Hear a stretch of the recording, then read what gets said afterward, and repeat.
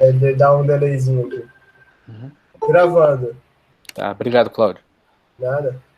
Bom, pessoal, na aula passada a gente conversou sobre o que é um sistema industrial, né?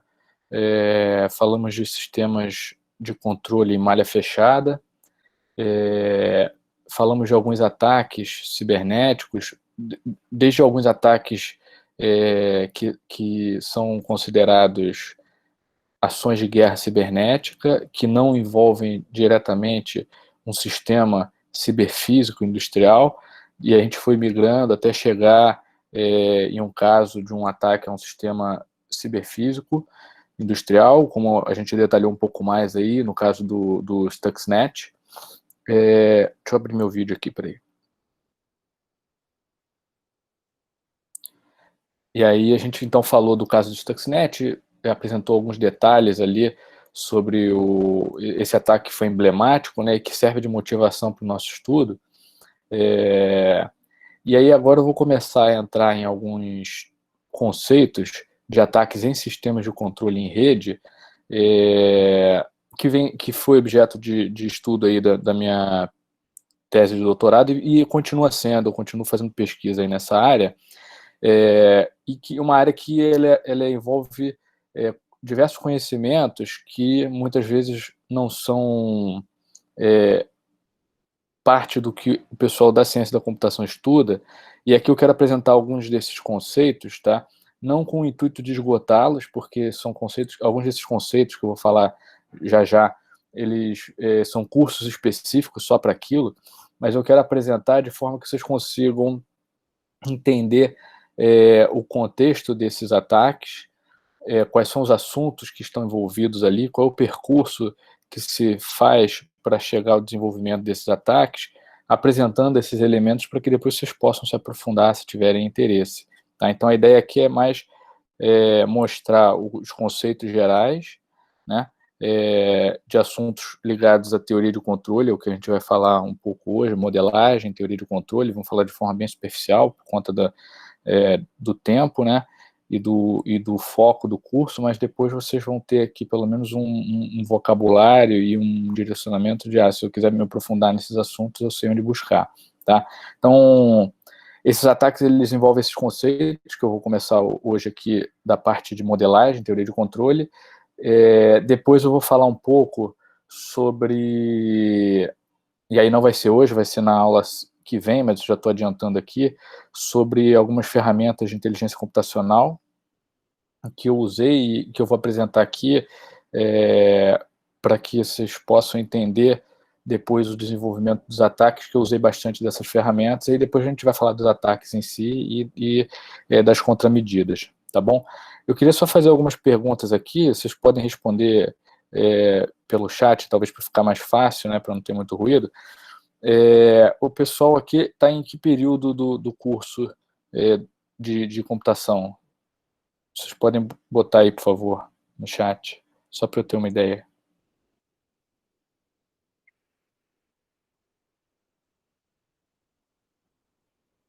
Tá, Lucas, terceiro ano.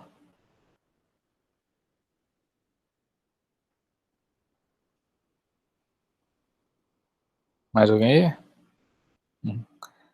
Engenharia eletrônica, tá. Quinto período.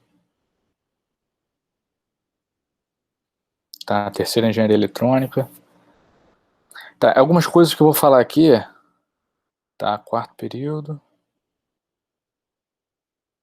Tá, nono período de matemática, tá bom. Então tem coisas aqui que eu vou falar que provavelmente vocês já viram, é só então, para quem já viu, vai ser como uma recapitulação, né?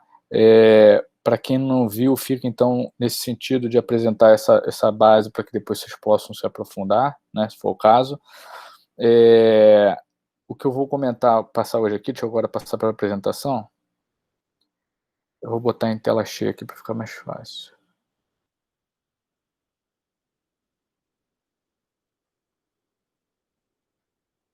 Tá.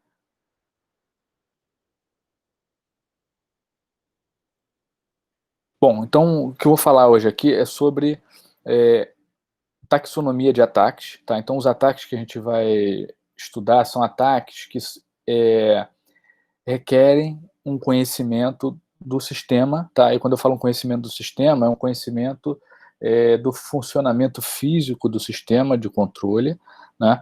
E dos algoritmos de controle que estão sendo utilizados, tá? E aí, a partir do conhecimento desses modelos, o atacante ele pode tirar vantagem desse conhecimento para produzir ataques que são ataques otimizados, né?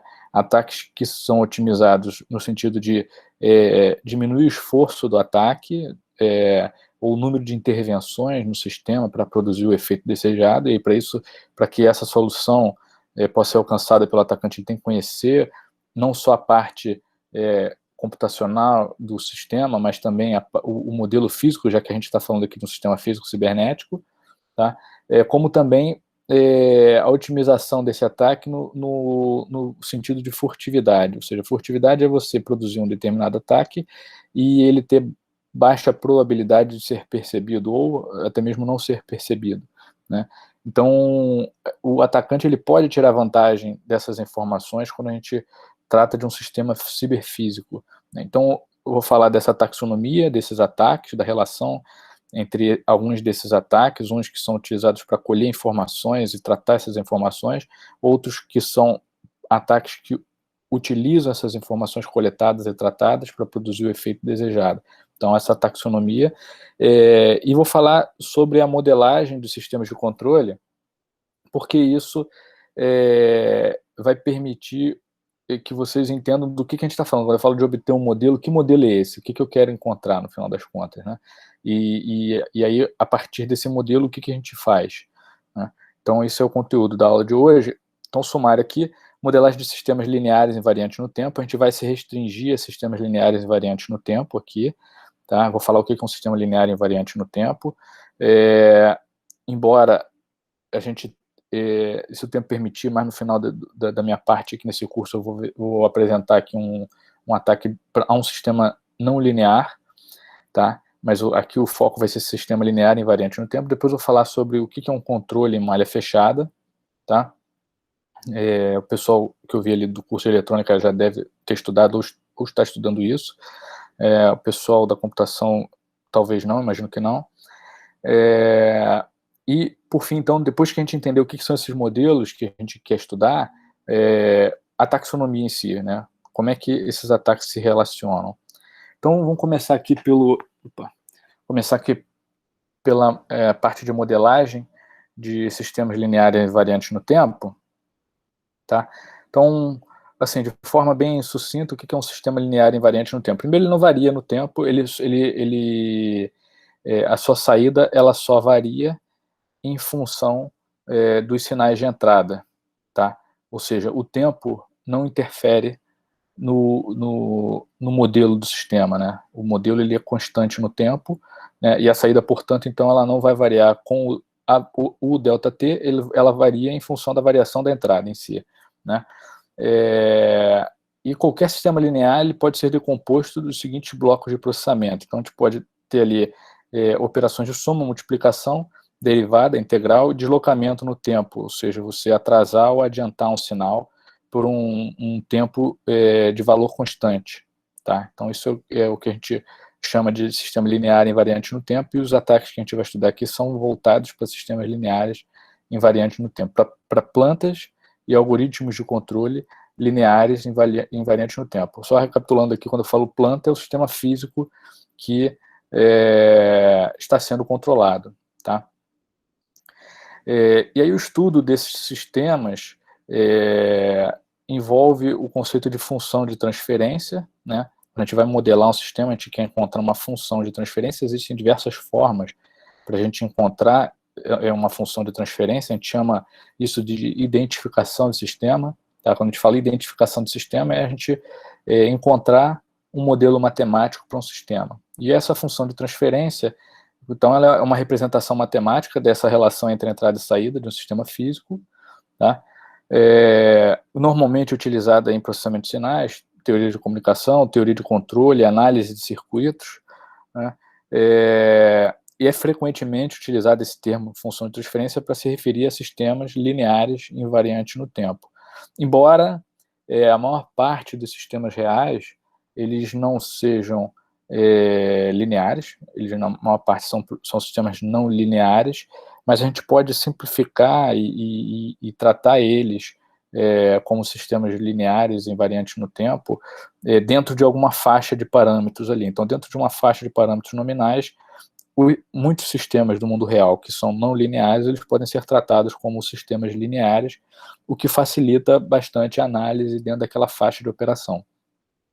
Tá? A gente vai usar aqui, ao longo desse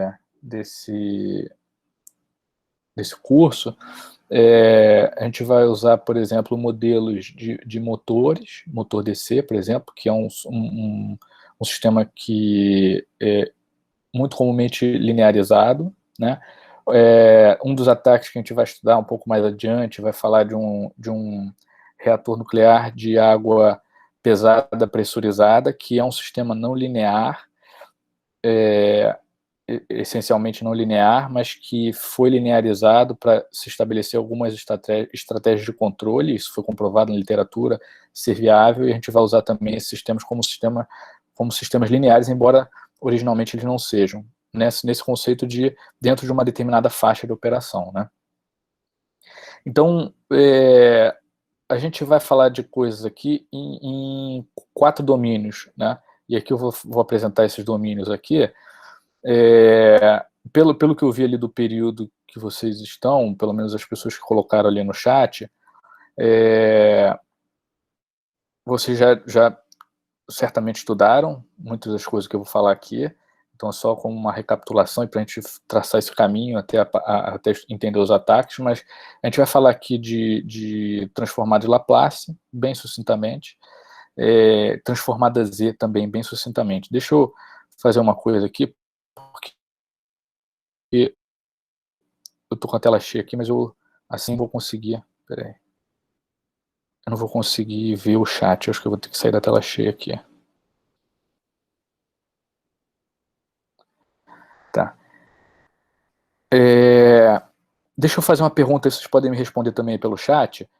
Sobre transformada de Laplace aí, quem não viu transformada de Laplace?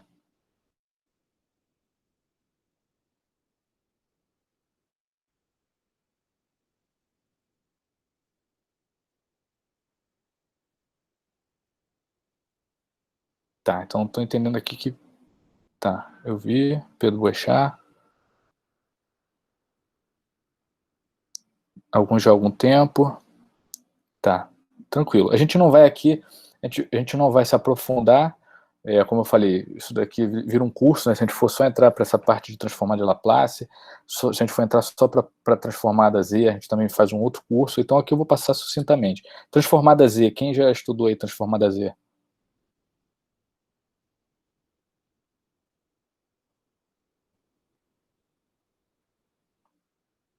Tá, então tem alguns aqui que não viram, outros já viram. Tá bom. Então também vou falar aqui de forma bem sucinta, só para a gente entender, porque o que a gente vai fazer aqui é no domínio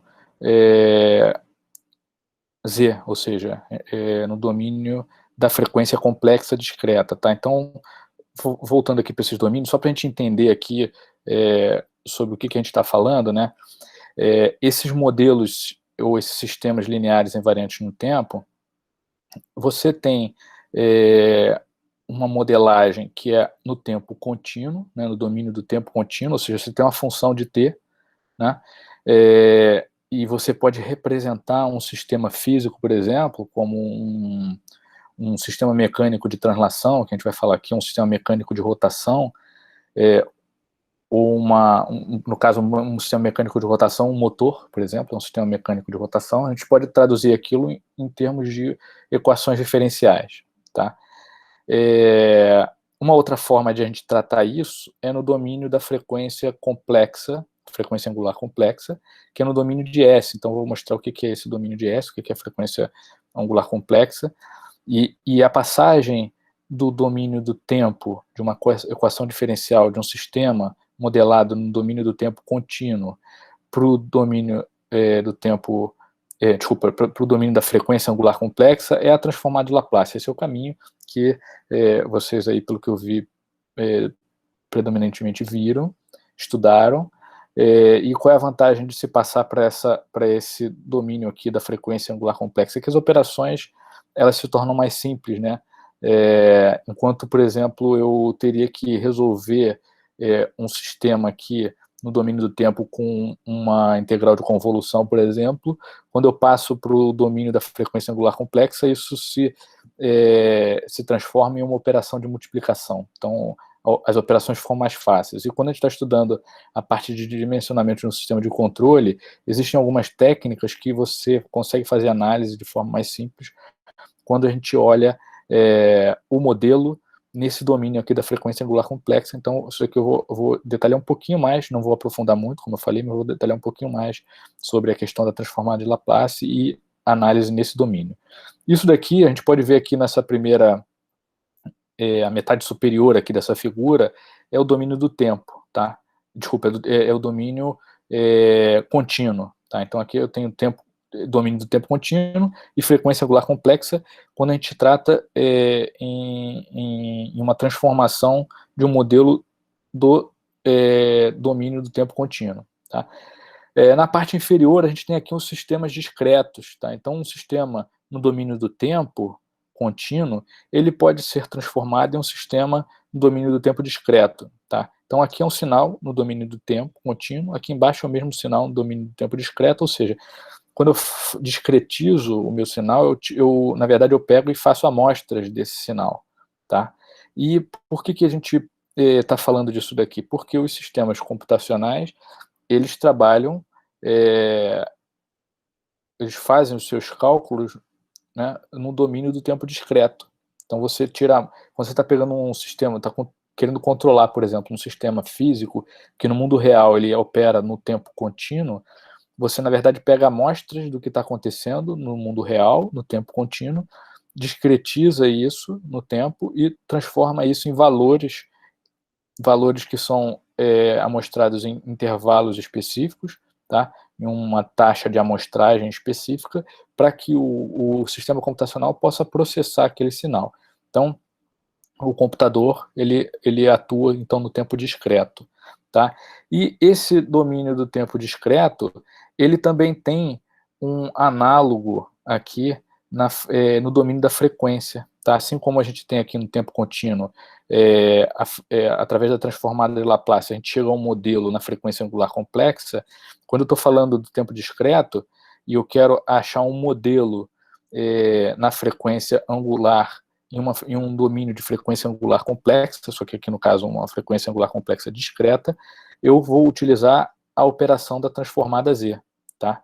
Então, no domínio do tempo contínuo, eu passo para o domínio da frequência através da transformada de Laplace, no domínio do tempo discreto, eu passo para o domínio da frequência angular complexa através da transformada Z. Então, a transformada Z ela é uma transformada análoga à transformada de Laplace quando a gente está falando em sistemas que operam no domínio do tempo discreto, tá bom?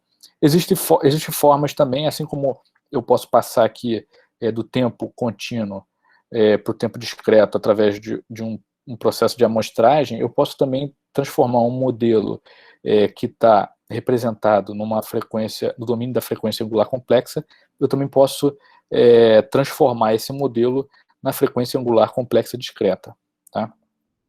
A vantagem desse modelo aqui, primeiro é que os sistemas computacionais, como eu falei, eles operam no tempo discreto, né? E assim vai ser quando a gente fala de um sistema ciberfísico, né? Ou seja, a gente tem uma componente cibernética que vai fazer o controle, a gente tem a planta física que está no mundo real, que embora esteja no domínio do tempo contínuo, a gente modele como algo no tempo discreto para poder calcular esse algoritmo de controle, tá? E a vantagem, então, de a gente utilizar o domínio da frequência angular complexa discreta é que as operações também são simples, assim como a gente aqui no domínio da frequência angular complexa em tempo contínuo, a gente tem essa facilidade de algumas operações quando a gente compara com o tempo contínuo, aqui também a gente vai ter facilidade de realizar algumas operações quando a gente compara com o domínio do tempo discreto, tá bom? Até aqui, então, eu só estou apresentando os domínios que a gente vai tratar, tá? Para que a gente possa depois pensar na modelagem até chegar ao tipo de modelo que o atacante vai utilizar e no domínio que ele vai trabalhar, tá? Basicamente, o domínio que o atacante vai trabalhar vai ser esse aqui, ou seja, o modelo que ele quer encontrar, no final das contas, é um modelo que está aqui no domínio da frequência complexa discreta Z, tá? Até aí, alguém tem alguma pergunta?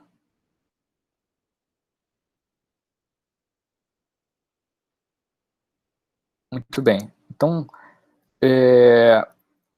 eu vou passar aqui para a parte, então, de modelagem, só para a gente entender o que eu quero dizer com um modelo, né? Eu vou começar com um circuito elétrico que é esse aqui é um circuito simples, um circuito RLC simples, tá? E a gente vai fazer, vou mostrar aqui rapidamente a modelagem dele em equações diferenciais, tá? Mas por que eu vou começar aqui com o circuito elétrico? Primeiro porque eu acredito que todos vocês tenham estudado isso, tanto o pessoal da elétrica e,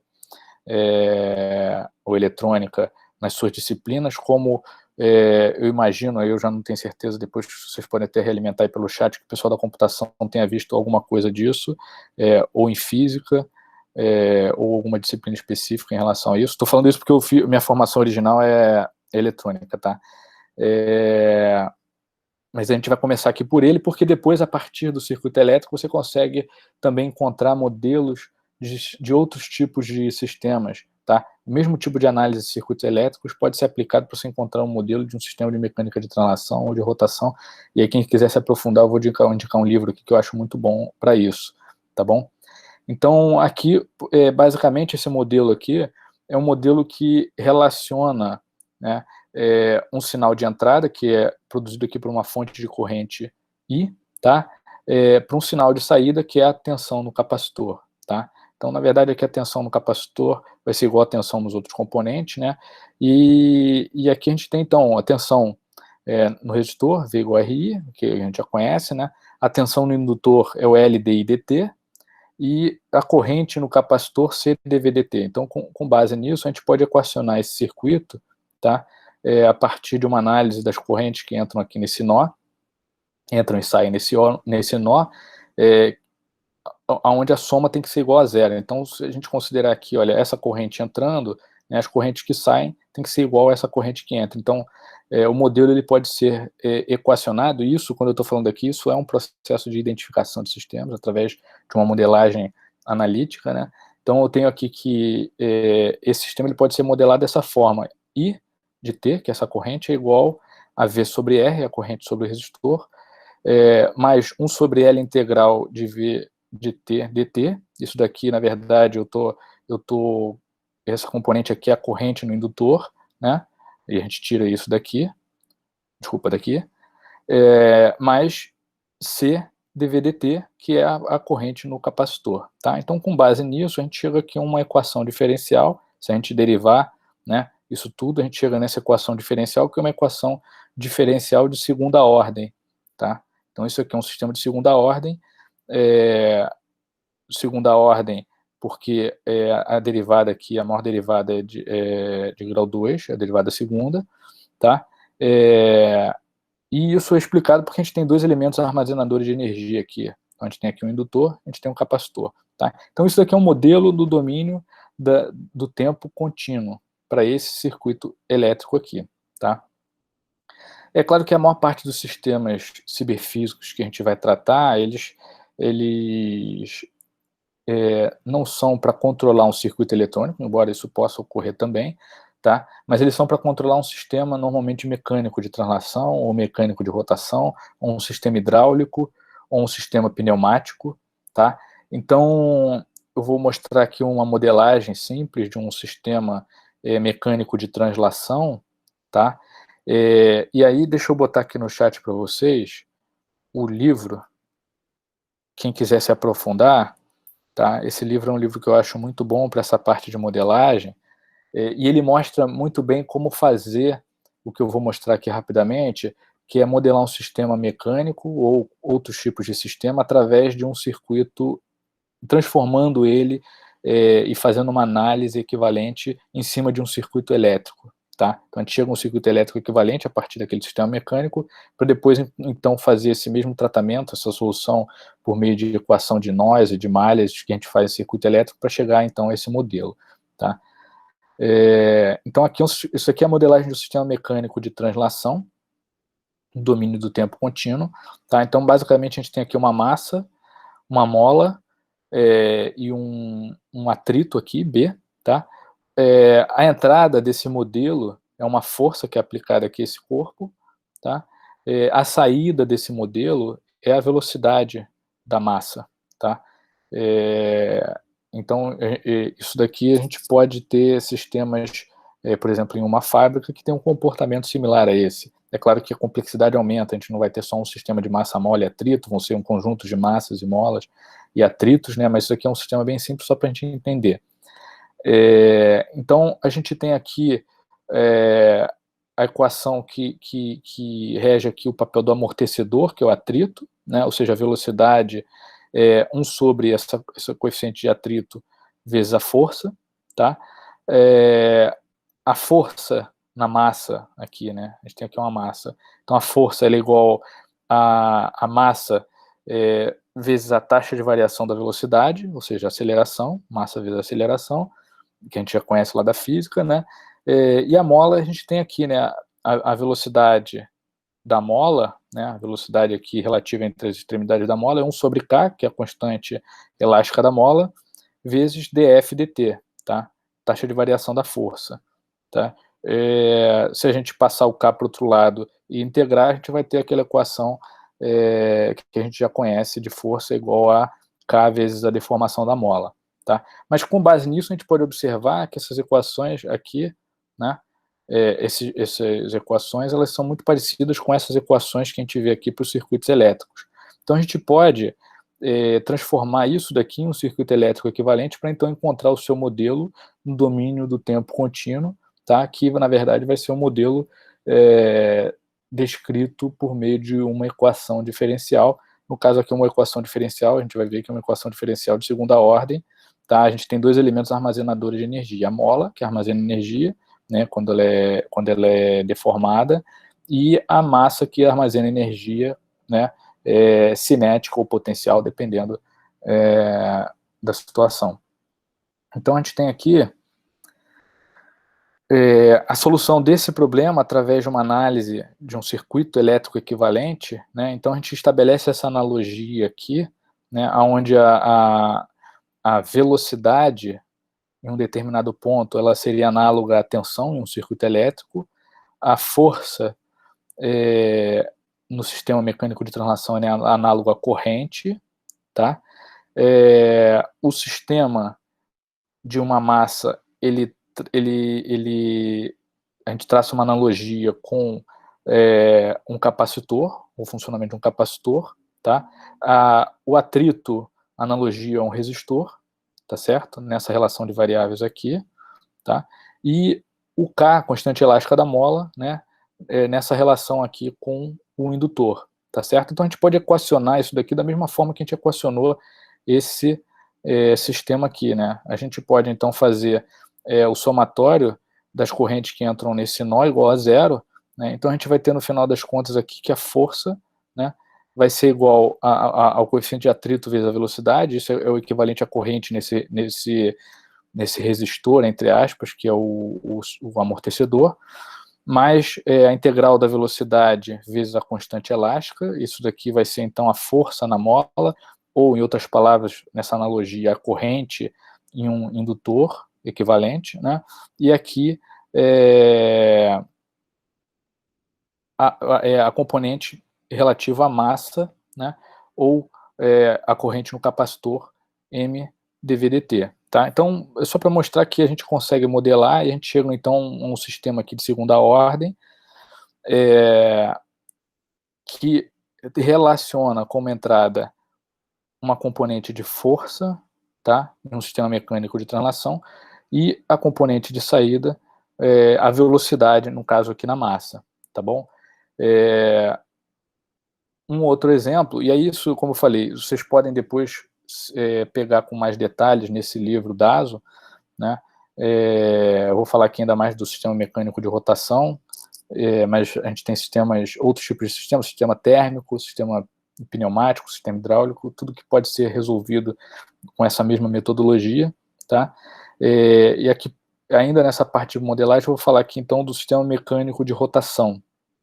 Então, o sistema mecânico de rotação, a gente tem aqui, olha, uma inércia aqui, né? Que a gente representa como J, tá? A gente tem aqui uma mola, tá? E um atrito, tá certo? Então, a gente trata aqui, as equações a gente pode ver, são muito similares também, as equações da mecânica de translação e também as equações de um sistema elétrico, tá? Aqui de indutor, capacitor e resistor, tá? Onde a gente tem aqui, por exemplo, o amortecedor, né? Ele vai ter esse tipo de modelo aqui, né? Ou seja, a gente tem aqui a velocidade angular, né, é igual a 1 sobre o atrito vezes o torque, tá? Em um determinado corpo. Então aqui a gente tem um cilindro aqui, né? E ao girar ele tem um atrito com uma determinada superfície. O efeito desse atrito ele é modelado dessa forma, tá? A gente tem aqui também o momento aqui, no caso, né? Então a gente tem o torque, ele vai ser igual a J, tá?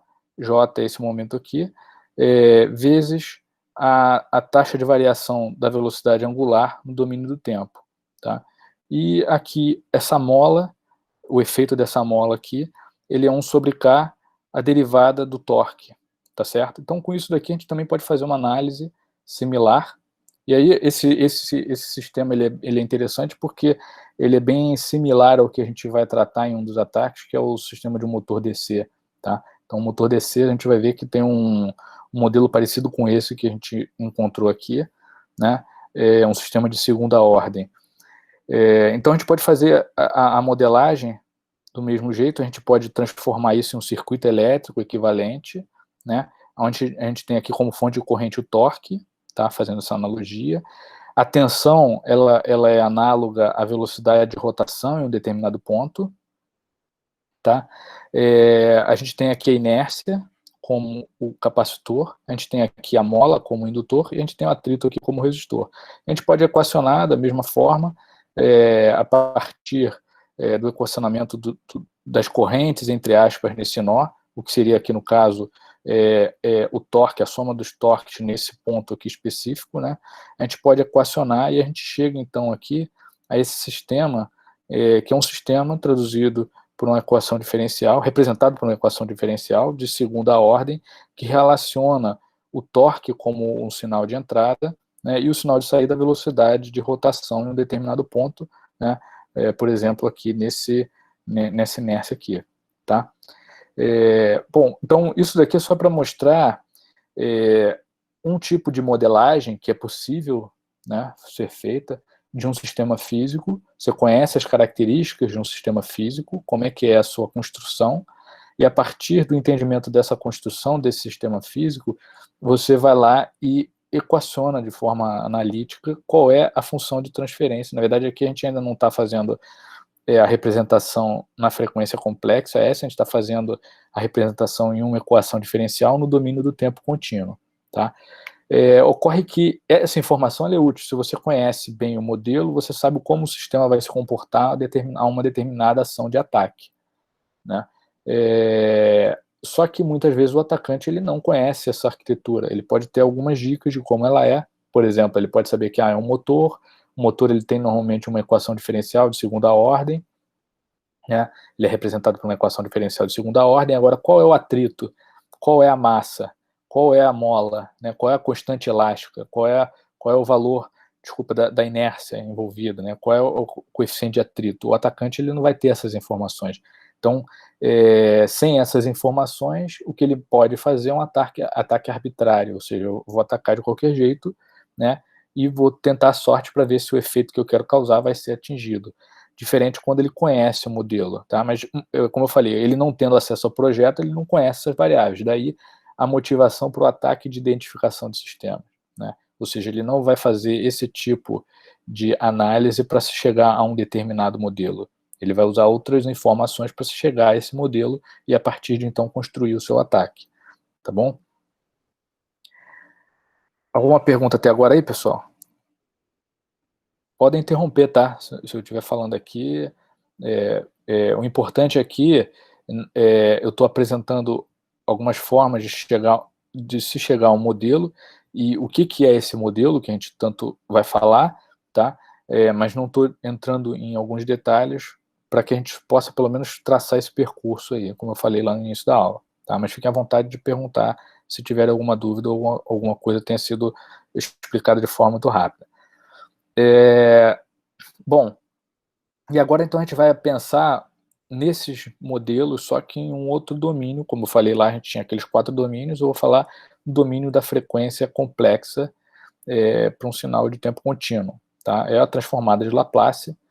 Então, a transformada de Laplace, existe a transformada bilateral de Laplace, né? A transformada bilateral, ela pega um sinal ou uma função, né? E resolve ela de um instante de tempo menos infinito até o mais infinito, e aí você chega a um modelo, fazendo a transformada bilateral. Nas análises que a gente vai fazer, e muito se faz na teoria de controle, você não usa a transformada bilateral, você usa a transformada unilateral, tá? Por conta de simplificação, né? Só que para isso você tem que assumir condições iniciais. Então você não estuda um sistema desde o menos infinito, né? Você parte da análise a partir de um instante zero, né? Em diante, mas você precisa então conhecer as condições iniciais para poder trabalhar com essa transformada unilateral. Basicamente, a transformada de Laplace, ela é feita por essa operação aqui. Então, a gente tem aqui uma função f de s, eu estou então agora representando a função no domínio da frequência complexa, e a notação que a gente usa quando a gente fala no domínio da frequência complexa é usar a função com uma letra maiúscula, representar a função com uma letra maiúscula, tá? Então, essa função f de s, ela é a transformada de Laplace, então aqui o símbolo da transformada, de uma função f de t. Tá? E isso daqui, no caso, vai ser representado em S. Então, a operação da transformada unilateral, ela é a integral de 0 a infinito de e elevado a st, f de t dt. Tá? Então, como eu falei, no nosso caso, para simplificar, a gente adota a transformada unilateral, considerando que tudo que ocorre de menos infinito a zero vai se transformar em uma condição inicial. Tá? E aí, o que é esse S? S é como eu falei, uma frequência complexa generalizada, tá? Então, a gente tem aqui um sigma mais j ômega, tá? Então, isso vai ser representado como um número real mais um número no domínio aqui de j, tá? Então, uma variável complexa aqui S, tá? É claro que isso, a gente, para cada função que a gente faz, a gente poderia resolver essa integral, cada função que a gente vai tratar, a gente poderia resolver essa integral para se chegar à transformada dela, mas na prática isso não é feito, né? Ou seja, para simplificar a vida, existe uma tabela das transformadas unilaterais de Laplace, e quando a gente quer solucionar um sistema, a gente recorre a essa tabela e emprega essas transformadas que já estão tabeladas. Tá? A gente tem aqui algumas, por exemplo, vou falar aqui rapidamente a integral de uma, desculpa, a transformada de uma função impulso, né? O que é uma função impulso? Alguém poderia definir aí uma função impulso?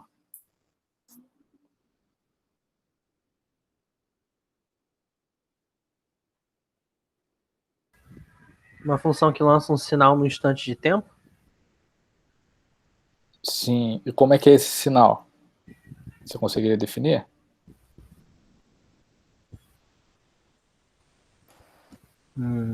Ele é infinitamente alto e infinitamente pequeno, né? A largura dele é muito pequena. Fino, né? Isso. Seria. Então, o sinal, a definição de um impulso... Infinitesimal, né?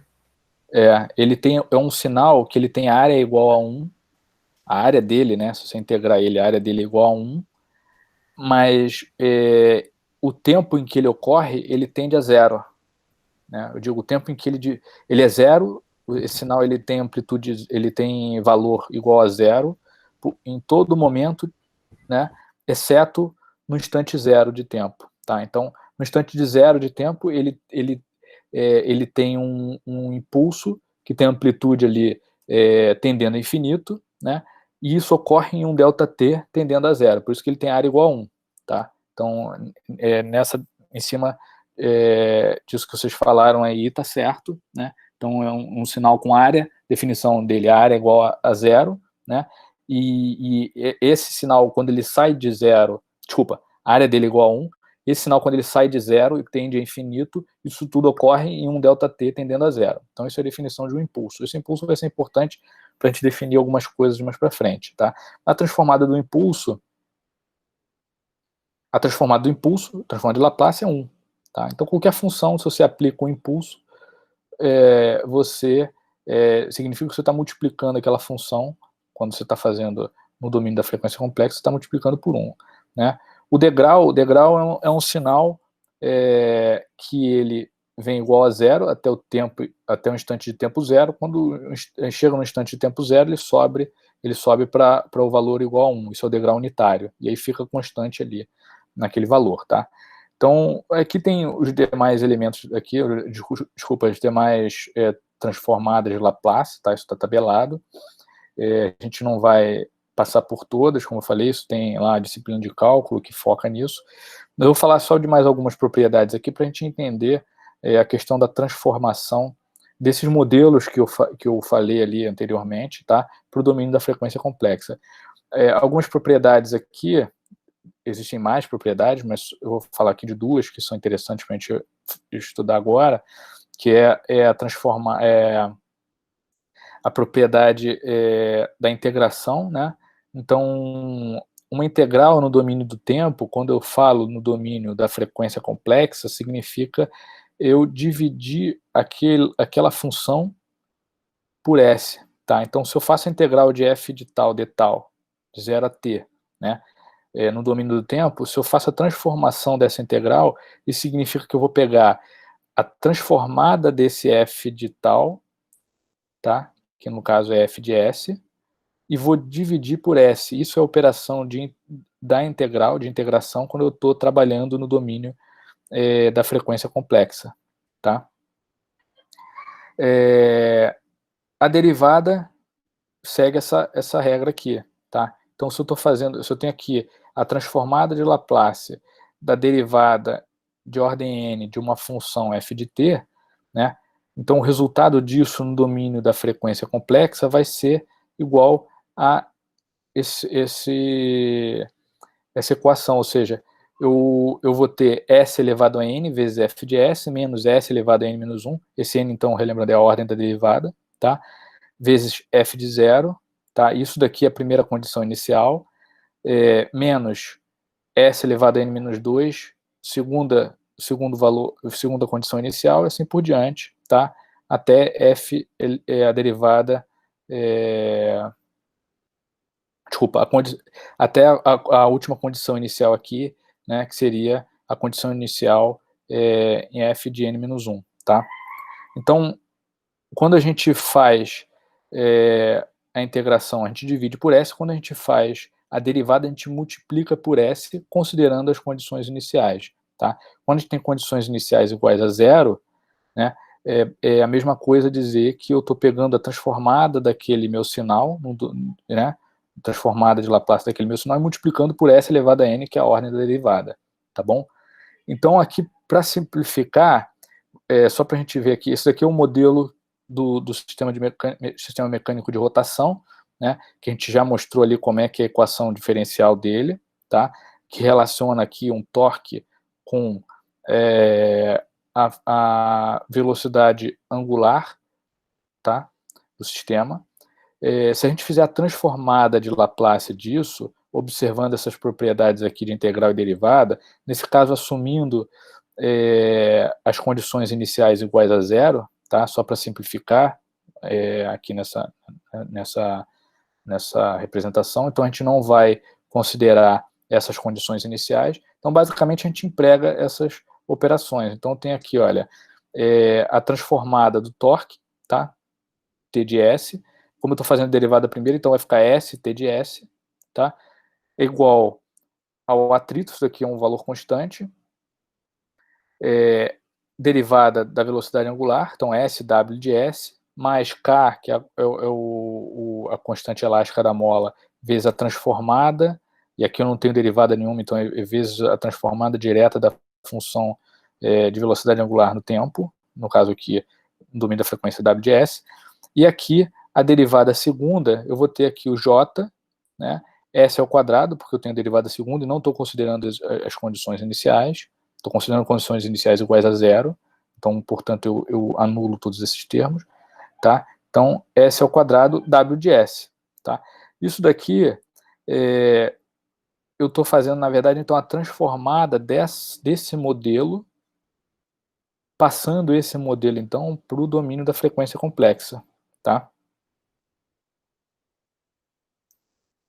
E aí a gente vai ver surgir aqui, então, a função de transferência em S desse modelo, tá? Então, a função de transferência, como a gente falou lá no começo, é uma função que relaciona entradas e saídas em um sistema aqui que a gente está mostrando que é um sistema linear e invariante no tempo, tá? Então, a partir daquela transformação que a gente fez, né, a gente pode reorganizar isso daqui, né, e fazer, então, essa função que relaciona aqui a variável de saída, frequência angular em S, com a variável de entrada, tem essa relação aqui, velocidade angular com o torque, tá? Vai ser igual a S sobre S2 mais BS mais K. Faltou aqui, que eu já vou corrigir agora, que eu esqueci, o J, tá? Então, isso daqui é a função de transferência que representa esse modelo aqui, no domínio da frequência complexa em tempo contínuo. Então, tá aqui. A gente pode representar como um bloco, tá? Um bloco. E a gente vai ver esse tipo de representação aqui em blocos na aula que vem. Na aula que vem, que eu vou apresentar uma das ferramentas que eu uso, que é o Simulink, tá? Uso esse tipo de representação em blocos aqui. Então, a gente tem aqui um bloco que tem um sinal de entrada, que é o torque. Essa função de transferência, então, vai transformar esse torque em uma velocidade angular, tá? Nesse sistema. Então, esse daqui é o modelo desse sistema mecânico de rotação representado por uma função de transferência linear e invariante no tempo, no domínio da frequência complexa. Tá bom, pessoal? Como eu falei, isso daqui tem uma máscara aqui, ou seja, eu tenho aqui uma equação, um modelo de segunda ordem, a gente vê aqui porque S é elevado ao quadrado, tá?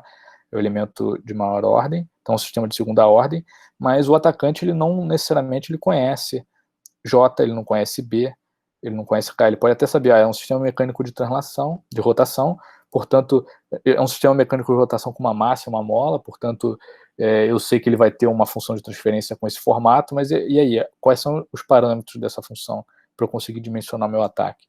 Tá? Isso é um ponto. Muitas vezes ele não vai ter nem essa informação sobre essa estrutura, mesmo ele não vai ter informação sobre os coeficientes, mas também não vai ter informação sobre a estrutura, o que aumenta a complexidade do ataque, né?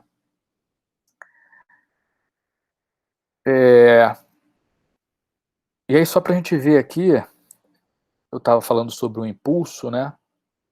Está aqui até a representação do sinal de impulso. Então, o impulso é um sinal que ele vem ali, o impulso de T, ele vem igual a zero, no instante zero ele sobe para um valor que tem amplitude tendendo a infinito, tá? E depois ele volta para zero. Isso, ele tende a infinito aqui, né? Mas isso ocorre, essa subida dele ocorre em um ΔT tendendo a zero, por isso que a área, né, é igual a 1, essa é a definição então do impulso. Então aqui, vamos pensar o seguinte, olha, se eu aplicar um torque igual a um impulso nesse modelo aqui de mecânica de rotação, né, isso vai produzir, claro, uma velocidade angular aqui no sistema, né. E aí, como é que a gente encontra, então, a solução disso, né? Bom, se eu aplicar aqui um impulso, se a gente olhar lá na tabela da transformada de Laplace, né, a transformada do impulso é 1. Né? Então, isso, nesse tipo de modelo aqui, né, significa que eu vou multiplicar essa função de transferência aqui pelo sinal de entrada em S, que é igual a 1, e isso vai me dar o sinal de saída. Então, multiplicando T de S vezes isso daqui vai me dar o sinal de saída. Tá? Então, aqui, W de S vai ser igual a T de S. Lembra que o modelo ele representava aqui a relação de W de S para T de S? Então, o sinal de saída W vai ser T de S vezes aquele modelinho que a gente chamou aqui de P. Né? Como o valor de T é o valor de T de S, é o valor da transformada do impulso, que é igual a 1, então isso vai ser a própria função, a saída, a resposta do sistema vai ser igual a transformação inversa, né, ou seja, a transformada desse sistema representado em S de volta para o domínio do tempo, tá? Dessa planta aqui, que está representada aqui como P de S. Isso daqui traz um outro conceito, que é a resposta ao impulso de um sistema. A resposta, a função de transferência de um sistema, ela vai ser igual à resposta ao impulso desse sistema, sempre. Tá? Porque justamente quando a gente faz a transformada, essa transformada do impulso é igual a 1. Tá? Então, para resolver isso daqui, a gente pode resolver no domínio da frequência, como está aqui. Então, eu multiplico 1 por essa função. Tá? Isso vai ser a resposta do sistema. Essa daqui é a resposta do sistema no domínio da frequência complexa. Se eu quiser trazer isso para o domínio do tempo, eu tenho que fazer a transformada inversa de Laplace, tá? Que também existe tabelada, a gente não vai passar aqui por toda essa tabela, mas só para mostrar para vocês aqui, basicamente o que se faz é expandir essa resposta aqui em frações parciais, e através dessas frações parciais a gente busca em uma tabela qual é a solução no domínio do tempo que resolve esse sistema. Tá?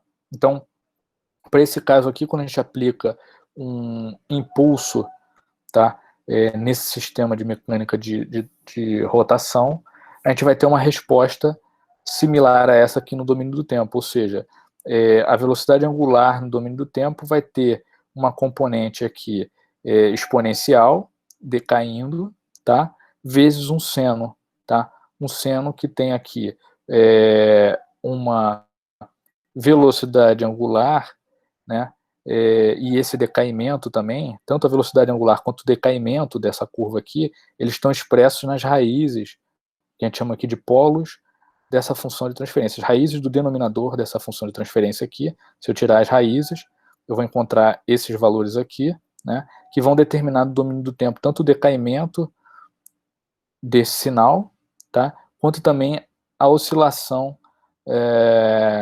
desse sinal, tá certo?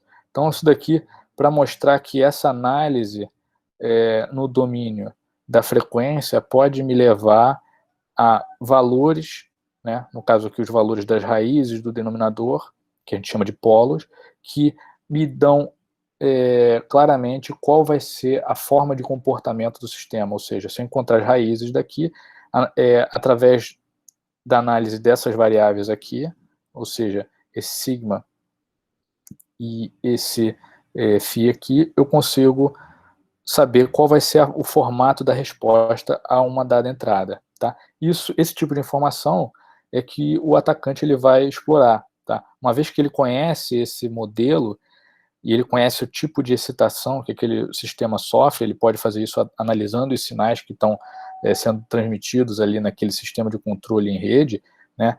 Ele vai conhecer detalhes desses modelos e dos sinais que excitam, para então usar essa informação para alterar o comportamento e levar o sistema a um ponto nocivo que o atacante quer levar.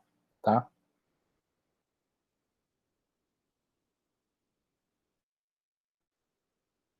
Até aí, então, pessoal. Estão entendendo?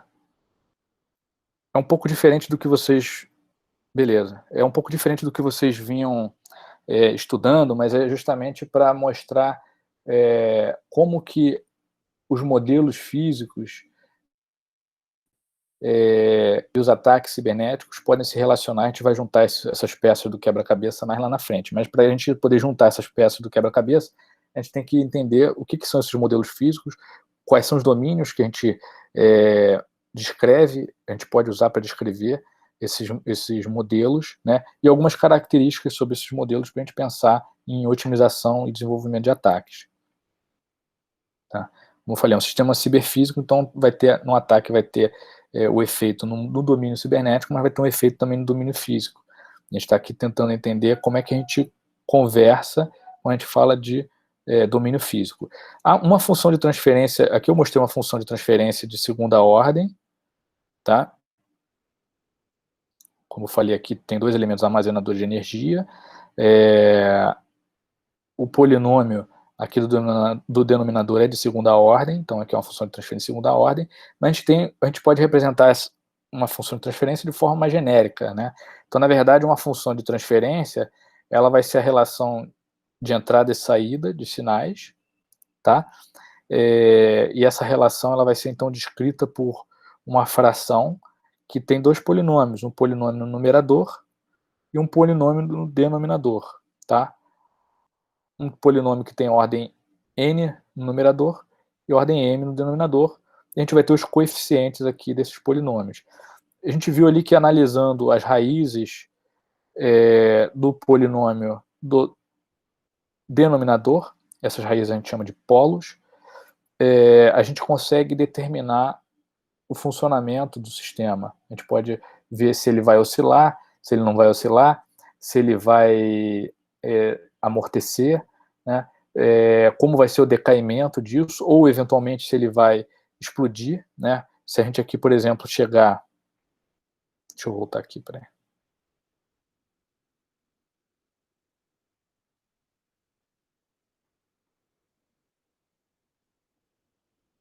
O meu PowerPoint resolveu salvar agora. Bom, aqui, por exemplo, a gente viu aqui que essa exponencial aqui, ó, ela é negativa, né? Ou seja, a amplitude do sinal ele vai decaindo com o tempo, mas se essas raízes aqui tiverem um sinal invertido, né? Então aqui essa exponencial ela vai ser positiva e isso daqui vai tender a explodir. Isso é um sistema que a gente chama de um sistema instável, né? Então essa exponencial vai fazer com que o sinal, ao invés do que está sendo apresentado aqui, ele decaia com o tempo, ele vai subir com o tempo. Isso pode ser um efeito nocivo desejado pelo atacante. Ele pode querer modificar a resposta desse sistema, por exemplo, para fazer com que os polos, ou seja, as raízes do denominador da função resultante, leve a uma exponencial que tende a explodir, ou seja, uma exponencial positiva, tá? Bom, mas voltando aqui, então a gente tem aqui essa representação. As raízes, então, do denominador a gente chama de polos, tá? E as raízes do numerador a gente chama de zeros, tá? O que o atacante quer, no final das contas, é encontrar esse modelo aqui. E quando eu falo encontrar esse modelo, é encontrar uma função de ordem m, com valores ou com coeficientes conhecidos, tá? Com essas informações ele vai conseguir então desenvolver o seu ataque. Mas como eu falei, a gente começou a mostrar a modelagem aqui no domínio do tempo contínuo. Depois eu falei rapidamente da transformação desses modelos, que aqui eram em equações diferenciais, da transformação desses modelos para a frequência angular complexa, só para a gente entender a forma desses modelos, mas na prática o atacante ele vai trabalhar, como eu falei, no domínio do tempo discreto, já que a gente está tratando de um sistema ciberfísico, né? Então, há então a transformada Z, que é análoga à transformada de Laplace, como eu falei, que vai fazer essa transformação de um sinal que é discreto no tempo para um modelo, uma função de transferência na frequência angular complexa discreta. E como é que é feita, então, essa transformada Z, né? Eu falei da transformada de Laplace, que é aquela integral, a transformada unilateral de Laplace, que é a integral de 0 a infinito, né, aqui voltando, né, integral de 0 a infinito de e elevado a st f de t dt, isso é a transformada de um sinal em tempo contínuo. Quando a gente está falando de um sinal no domínio do tempo discreto, a transformada vai ser o somatório, transformada unilateral, né, z, somatório de n igual a 0 até infinito de f de k, z elevado a menos n. Tá? É claro que para qualquer sinal você pode fazer o cálculo da transformada de Laplace, mas já existe também, assim como na transformada z, você pode fazer o cálculo da transformada z para qualquer sinal, ou para qualquer função, mas é claro que existe uma tabela de transformadas z, né, para poupar o nosso trabalho. Então, para funções conhecidas e muito utilizadas, isso já está tabelado. Tá? E basicamente, para a gente poder ser mais breve aqui, eu não vou refazer aquele percurso a partir de um sistema no domínio do tempo para discretizar e depois fazer a transformada z, como a gente fez ali com a transformada de Laplace, mas basicamente a gente tem, quando a gente faz a transformada z de um sinal discreto no tempo, a gente tem uma representação da mesma forma que a gente tem aqui na transformada de Laplace, ou seja, a gente vai ter uma relação de sinais de entrada e saída, tá? Em que essa relação ela vai ser representada por uma fração com um polinômio no numerador, um polinômio no denominador, tá? E isso daqui vai representar aquele sistema que pode ser um algoritmo de controle ou pode ser um sistema físico que opera na realidade no domínio do tempo, tá certo? Uma coisa importante é o seguinte, é que eu posso passar de uma função f de s para uma função f de z, né, através dessa relação aqui, z igual a e elevado a st, tá certo? Então, assim como eu posso passar de um sinal discreto no tempo, né, f de k, transformar ele para f de z, eu posso pegar uma função em s e transformar ela para z, porque há essa relação aqui de z igual a e elevado a st, tá certo? O que é importante observar aqui, a gente não vai operar isso aqui, como eu falei, por conta do tempo, toda essa parte aqui dessa base matemática daria um curso, mas o que é importante observar aqui é isso aqui, olha, é que a transformação de S para Z, ela depende do T. O que é esse T aqui? Esse T é o intervalo de amostragem, ou, em outras palavras, a frequência de amostragem. Né? A frequência de amostragem vai ser 1 sobre T, 1 sobre esse T aqui, que é o intervalo de amostragem. Isso quer dizer o seguinte, que para uma dada função de transferência que está representada em S, eu posso ter diferentes funções de transferência em Z, dependendo da taxa de amostragem que está sendo utilizada. Tá? Então, a taxa de amostragem é esse intervalo aqui, ó, em que eu tiro a amostra do sinal em tempo contínuo. Então, dependendo desse intervalo aqui, eu vou ter uma função em Z diferente. Tá? Mas, dado um T e um f de S, eu posso chegar a um f de Z único. Tá certo? Então, essa transformação aqui, ó, ela é possível, né? E haverá, então, uma função em Z para cada T, para cada intervalo de amostragem. Se eu fizer a amostragem do meu sinal, por exemplo, a cada 1 segundo, eu vou ter um f de Z. No caso aqui, um Q de Z. Eu estou transformando Q de S em Q de Z. Tá? Se eu fizer a taxa de amostragem a cada 2 segundos, eu vou ter um outro Q de Z. Tá certo? Então, assim como eu falei, que esse modelo aqui é importante para o atacante, né? E esse modelo aqui ele pode traduzir um sistema físico, esse daqui, né, em S, ele pode traduzir um sistema físico que está sendo controlado.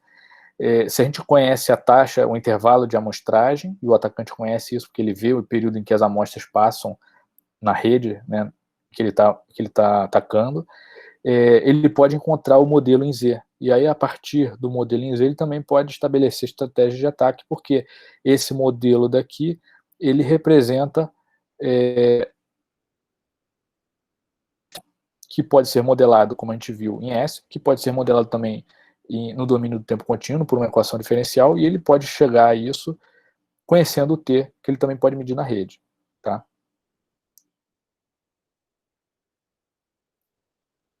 Beleza aí, pessoal? Alguma dúvida?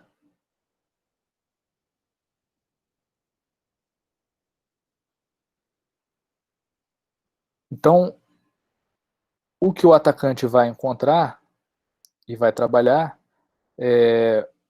vai ser a função de transferência em Z. Vamos falar agora num sistema de controle em malha fechada, porque aqui eu não mostrei controle, eu mostrei a modelagem, né? Eu mostrei como é que a gente acha, por exemplo, uma equação diferencial de um sistema elétrico, de um sistema mecânico de translação, de um sistema mecânico de rotação, tá? As equações diferenciais. Depois eu mostrei que, olha, essas equações diferenciais elas podem ser passadas para o domínio da frequência complexa, tá? Depois eu falei, ó, esses modelos eles também podem ser traduzidos através da transformada Z para um sistema no domínio da frequência complexa discreta, tá? Mas a gente não fez controle, né? Ali a gente só estava descrevendo um modelo. O controle, ele visa, que é o que a gente vai falar agora, de um controle em malha fechada, ele visa conduzir o funcionamento de um sistema para uma condição de operação que é a desejada, né? Então, como eu falei na aula passada, que foi na semana passada, né, na verdade, a gente tem, por exemplo, uma ação de controle quando a gente tem um sistema de controle funcionando quando a gente está dirigindo o nosso carro, né? Então, existe um modelo para o carro, né? Claro que é um modelo complexo ali, você tem, né, esse modelo envolve mecânica de translação, envolve mecânica de rotação, envolve outras coisas, né? A gente tem ali a gente pode escrever aquele sistema físico por equações diferenciais e, portanto, também por funções de transferência em S, e se a gente discretizar, a gente pode transformar isso em um modelo em Z, mas o carro em si ele é só uma planta, né? O controle, como é que ele é estabelecido? Quando tem alguém guiando aquele carro, né? Então, para guiar aquele carro, você tem os seus sensores, que são os seus olhos, né? Até mesmo sua audição. Você tem os atuadores, que são as suas mãos no volante, né? Os seus pés ali nos pedais. E aí você observa o que está acontecendo com a planta e você vai conduzindo aquela planta, que é o carro, para ele ter o comportamento que você quer, tá certo? Isso é o controle. E um sistema de controle, ele então serve para isso. Eu quero, por exemplo, que o motor ele fique rodando a uma velocidade de rotação de 1 radiano por segundo.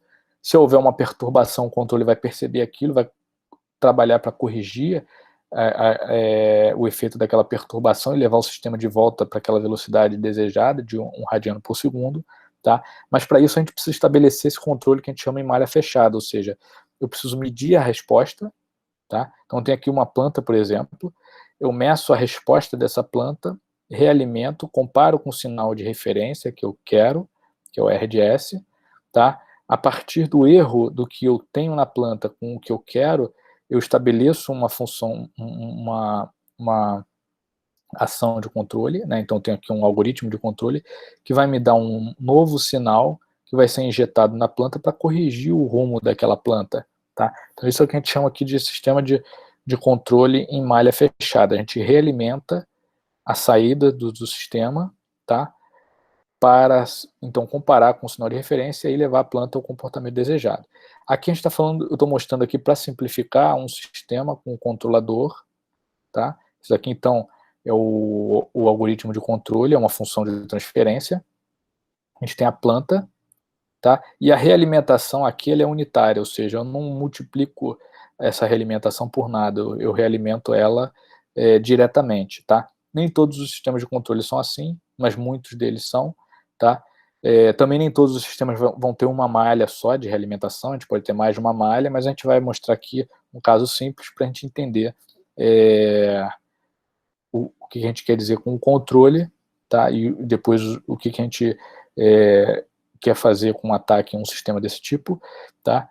Embora esse sistema aqui seja simples, mas ele também é bastante utilizado no mundo real. Então a gente tem aqui, como eu falei, o sinal de erro, e o sinal de erro ele é resultado da comparação com o que a gente chama de set point, é o sinal de referência, com a saída, tá? Então, E de S é igual a R de S menos Y de S, tá? A gente estabelece sinal de erro. O que a gente quer, na verdade, é achar a relação, né, entre o sinal de saída e o set point, tá certo? Qual vai ser a minha saída? Quando eu faço essa realimentação, qual vai ser a minha saída a um dado sinal de entrada? Então, com esse meu sinal de erro, né, a gente pode ver aqui que a minha saída Y vai ser o sinal de erro vezes o produto do algoritmo de controle com o meu sinal da planta. Tá? Então, meu Y de S vai ser o E de S, o sinal de erro, vezes o C vezes o P, que é o modelo da planta. Tá certo? Isso daqui, no final, né, se a gente for desenvolver isso daqui, vai dar o seguinte, né? Então, Y de S vai ser igual ao controle, a função de transferência de controle, vezes a função de transferência da planta, vezes a diferença entre a referência e o sinal de saída, tá? E aí, desenvolvendo, a gente vai chegar, então, a essa relação aqui, né, de sinal de saída sobre a entrada é igual a C de S P de S sobre 1 mais C de S P de S, isso considerando uma realimentação unitária, como eu falei. Então, a gente vê que, olha, quando eu faço essa realimentação, né, e aplico aqui um algoritmo de controle, eu posso, através desse algoritmo de controle, modificar a resposta global do sistema a uma dada excitação, né? Se eu não tivesse, por exemplo, essa realimentação e esse algoritmo de controle em uso, né, a minha saída ia ser a aplicação de R de S direto em P. Então, Y de S ia ser R de S vezes P de S. Tá? O que eu quero é, com essa realimentação e com esse algoritmo de controle no lugar, transformar essa relação de entrada e saída, transformar a relação entre Y de S e R de S. Tá? E nessa malha fechada, então, vai seguir esse equacionamento aqui. Tá certo? Lembrem que eu falei que a resposta de um sistema no domínio do tempo, ela vai depender das raízes do que a gente tem aqui no denominador, né, que a gente chama de polos. Tá? Claro que também vai depender do que acontece aqui no numerador, né, mas um fator muito importante analisado são as raízes do denominador, porque ali a gente vê se o sistema ele vai ficar instável, se ele, como eu falei, né, se aquela exponencial ela for positiva, o sistema fica instável, se ela for negativa, ele tende a convergir, né, se o sistema vai oscilar, né, ou seja, a parte complexa das raízes, como vai oscilar esse sistema, tá certo? Então, mas a gente observa que quando a gente faz essa realimentação e coloca esse algoritmo de controle, eu tenho então a capacidade de alterar os polos e zeros desse sistema, e ao alterar os polos e zeros desse sistema, eu consigo estabelecer um comportamento específico para o meu sistema. Esse comportamento é o que eu desejo, né, diferente do que ele teria se não tivesse essa realimentação ou esse sistema de controle em malha fechada. Ou seja, se ele dependesse única e exclusivamente do modelo do sistema físico. Tá? Então é por isso que a gente faz essa realimentação com um controle em malha fechada. Tá certo? Então, só para a gente ter uma ideia aqui, eu vou mostrar um exemplo para vocês, e aí eu vou mostrar uma ferramenta no MATLAB em que vocês podem perceber isso acontecendo. Eu vou abrir aqui rapidamente, tá? Então, eu vou pegar um exemplo aqui em que eu tenho uma planta representada, uma planta fictícia aqui, mas um sistema de primeira ordem representado por S mais 2 sobre S mais 1, tá? Esse sistema aqui, qual é a raiz aqui? Qual é a raiz desse numerador aqui? Alguém sabe me dizer?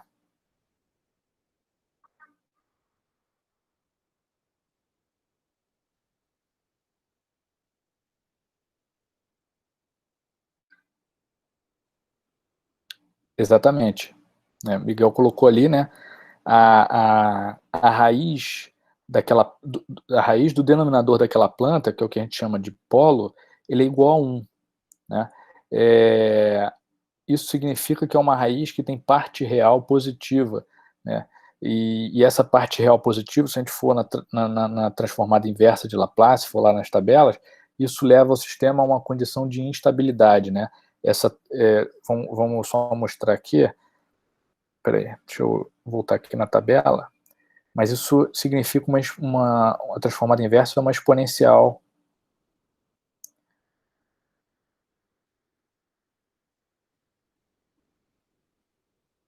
Não vamos, eu só vou olhar aqui o denominador, tá?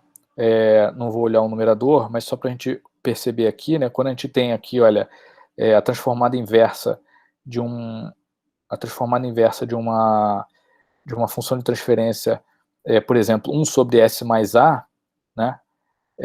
Aqui no caso a raiz ela é menos A, né? Então isso leva a uma exponencial E elevado a menos AT, né? Se for S menos A, isso vai ficar E elevado a A mais AT, o que faz com que o sistema exploda. Tá? Então, isso para mostrar o seguinte, que nesse problema aqui específico, se a gente aplicar aqui, se a gente aplicar uma entrada impulso, por exemplo, né, a transformada vai ser uma exponencial que tende a infinito, tá certo? E é um sistema que a gente não quer, obviamente, é um sistema instável, tá? Mas quando a gente faz essa realimentação, e aí aqui eu vou mostrar isso aqui para um controlador proporcional, tá? O que é um controlador proporcional? Essa função de transferência de controle aqui, ela é um valor constante, tá? Eu só multiplico o meu sinal de erro, tá? E coloco ele na entrada aqui da minha planta, tá? Então a gente pode, utilizando esse equacionamento que a gente fez aqui, é só substituir o C de S por K, tá? No caso, desculpa, é o KP, que é o controle proporcional, né? O meu sistema, a resposta do meu sistema em malha fechada vai ficar assim, né? Ou seja, substituindo aqui KP, né? Então ficou Y de R sobre R de S, é KP, P de S, sobre 1 mais KP, P de S. Né? Se eu desenvolver substituindo P de S, eu vou chegar a essa função de transferência. Observem o seguinte, que o KP, ele atua no numerador e no denominador. E especificamente no denominador, se a gente observar aqui, olha, ele tem a capacidade de mudar as raízes do denominador. Né? E se eu sou capaz, então, através do ajuste de KP, mudar as raízes do denominador, ou seja, os polos dessa minha função de transferência agora em malha fechada, isso significa que aquela raiz que antes era 1 e que me levava o sistema à instabilidade, ela pode ser agora modificada, né, através da escolha de KP, para que essa raiz aqui seja negativa, né, e sendo negativa o sistema vai ficar instável porque aquela exponencial ela tende a decair. Tá? Se a gente fizer análise, isso vai acontecer, né, essa raiz ela vai ser negativa quando, né, para que isso aconteça, né, eu tenho que 2kp mais 1, que é essa parte aqui, tem que ser menor que 0. Né? Ou seja, para todo kp maior do que meio, o sistema vai ser estável.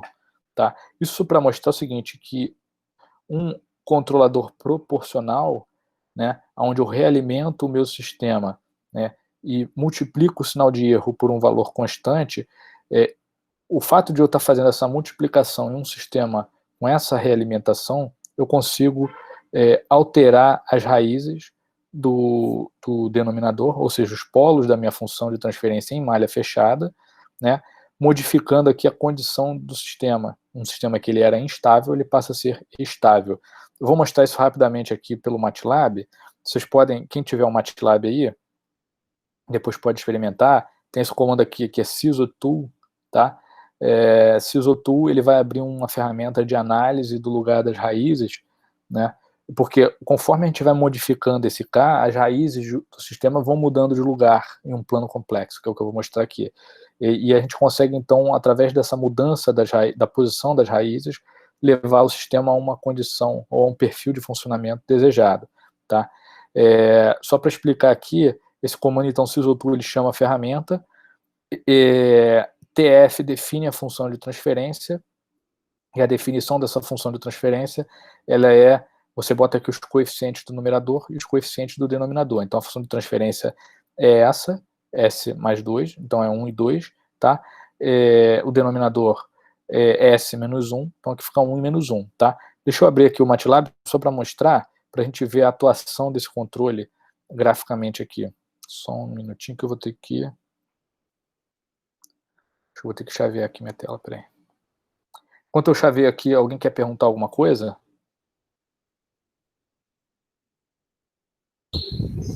Olá. Sim, pode falar. No caso, se não seria KP menor do que 1,5, cara? Porque, olha só, se, por exemplo, eu poderia botar KP igual a 1, que seria a mesma coisa que está passando direto pelo P, né? É como se não tivesse KP nenhum. E a gente viu ali no início que se fosse só o P, ele seria instável. Aí eu não sei, eu fiquei com a impressão que teria algum sinal trocado, alguma coisa assim. Deixa eu ver aqui, deixa eu ver se eu errei aqui em alguma coisa no equacionamento. Ó, se KP for igual a 1, 2 menos 1.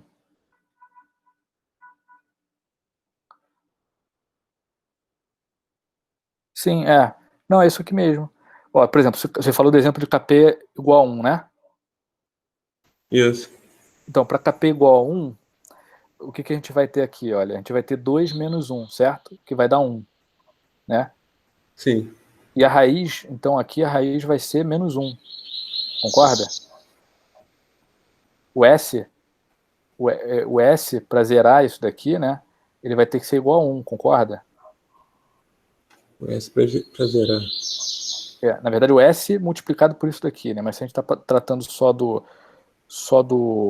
polo, né? Ele vai ter que ser igual a 1. Uhum. É porque eu estava Desculpa, ele vai ter que ser menos 1. Ele vai ter que ser menos 1. Oi? Antes ainda disso, quando o KP for igual a 1, de acordo com a figura ali em cima, se ele for 1, é como se não tivesse controle nenhum, né?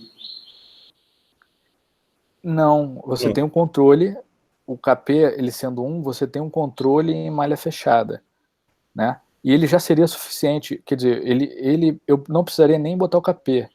Eu poderia botar igual a 1, ele já levaria o sistema à estabilidade, né?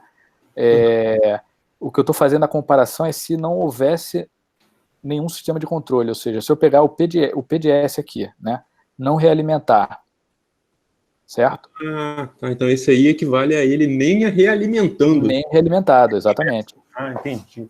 Esse é o P, esse aqui é só o P, entendeu? Entendi. É só o P sem a realimentação, no caso. Sem realimentação, é só essa caixinha aqui. Ou seja, eu estou mostrando o seguinte, ó, se eu pegar um sistema PDS, que é definido dessa forma aqui, né? S mais 2 sobre S mais 1, e não fizer controle nenhum, ele é instável. Concorda? Entendi. Aí, se eu realimentar, você viu aqui, concluiu muito bem, que mesmo para KP igual a 1, eu poderia realimentar, mas não botar algoritmo de controle nenhum aqui, apenas fazer a realimentação, ele já ficaria estável. Entendi, cara. Tá? Beleza. Agora, a gente pode demonstrar que para qualquer KP maior que meio, ele vai ser estável. A diferença é que, quando eu começar a variar, para qualquer KP maior que meio, quando eu começar a variar, o que vai variar é a exponencial, o que vai fazer com que o sistema convirja mais rápido ou menos rápido, dependendo desse valor. É isso que eu vou mostrar no SysOtool aqui. Entendeu? Beleza. Beleza. Nada. Então deixa eu agora só chavear aqui minha tela aqui. Espera aí. Mas quem quiser perguntar enquanto isso, fica à vontade. Pode perguntar enquanto eu estou chaveando aqui. Como eu falei, enquanto eu estou abrindo aqui, como eu falei, o importante é entender os conceitos básicos. Aqui a gente não está querendo mostrar os detalhes de todas essas operações aqui, mas é entender o que é um sistema de controle em malha fechada, o que é um algoritmo de controle, qual é o efeito de um algoritmo de controle quando eu estou falando de um sistema em malha fechada, tá certo? O que é esse modelo que a gente vai falar bastante daqui para frente, tá? Aqui o algoritmo de controle, como eu falei, é um algoritmo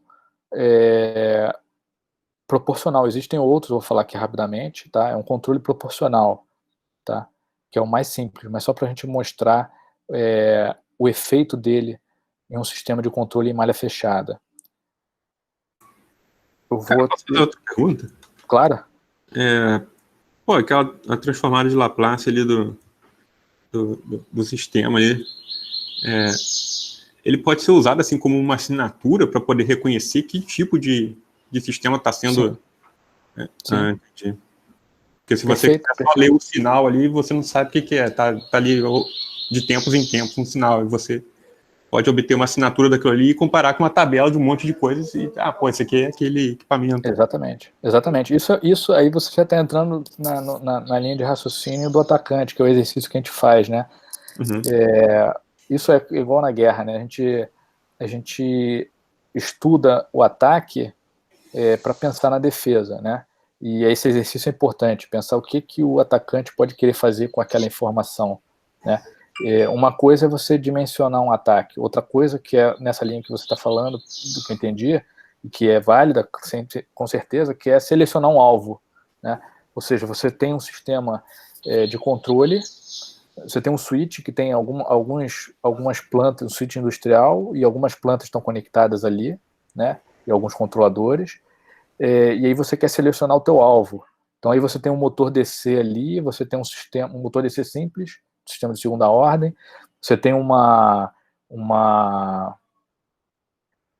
sistema pneumático maior também, de terceira ordem. Então, às vezes você, mesmo sem conhecer especificamente aquelas variáveis aqueles coeficientes do sistema, você já sabe pelo menos selecionar o teu alvo, entendeu?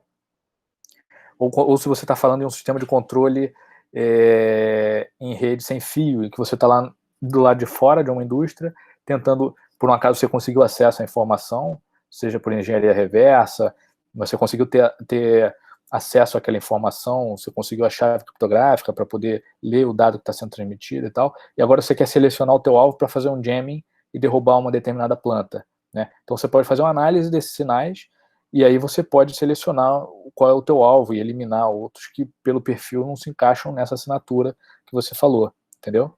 É por aí. Sim, é isso que eu estava imaginando. Obrigado. Nada. Deixa então... Peraí. Interromper aqui o compartilhamento. Eu vou botar minha tela cheia, porque o MATLAB ele é meio enjoadinho.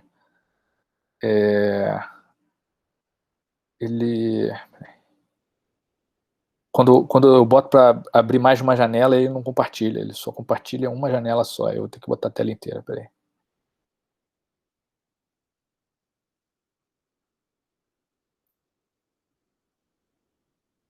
Tá, então eu vou copiar aqui só para facilitar. A minha tela vocês já estão vendo de novo, então? Sim. Tô vendo a apresentação. Tá, agora eu entrei no MATLAB, estão vendo aí? Sim. Tá, então eu vou dar aquele comando ali, no MATLAB, tá? Não sei se vocês estão habituados a usar o MATLAB, mas é uma ferramenta muito boa, porque tem bastante suporte, o help dela é muito bom. Então vou dar aqui o SysOtool para aquele caso, depois vocês podem brincar com outros casos aí, tá? Ele vai abrir aqui.